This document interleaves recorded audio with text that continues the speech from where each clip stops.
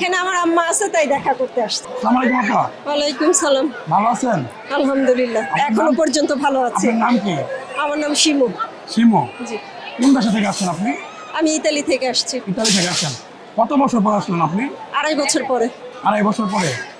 আহ, আপনি আগেও কি ছিলেন নাকি এই প্রথম গেছেন বা প্রথম না, আমি এটা সেকেন্ড টাইম আসছি। সেকেন্ড টাইম না? আপনার দেশের বাড়ি কোথায় এখানে? এইখানে ভৈরব থানা, ভৈরবে। ভৈরবে আপনার বাড়ি জি। না? এখন কি কেউ আসেন নিতে আপনাকে? হ্যাঁ, আমার ছোট ভাই আসছে।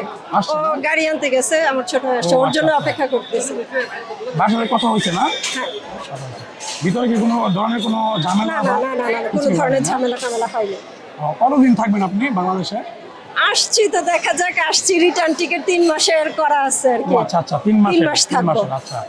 তো ওইখানে কি আরো কেউ থাকে আপনার ফ্যামিলি? হ্যাঁ, আমার ফ্যামিলি মেম্বার সবাই থাকে। সবাই থাকে না? সবাই থাকে। ও, এইখানে আমার আম্মা আছে তাই দেখা করতে আসছে। ও আচ্ছা।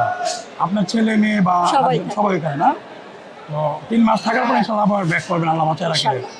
তো ধন্যবাদ শিমু আপু, অনেক কষ্ট করে আমাদের সাথে কথা আপনাকেও বললেন। ধন্যবাদ। আপনি অনেক টায়ার্ড। হ্যাঁ, ভালো থাকবেন। ডেফিনেটলি টায়ার্ড, কারণ আমি 9-10 ঘন্টা জার্নি করে এখানে ওয়েট জানি, করতেছি। আমি প্রচন্ড গরম। আমি নিজেও প্রবাসে ছিলাম, আমি প্রায় 22 বছর ছিলাম।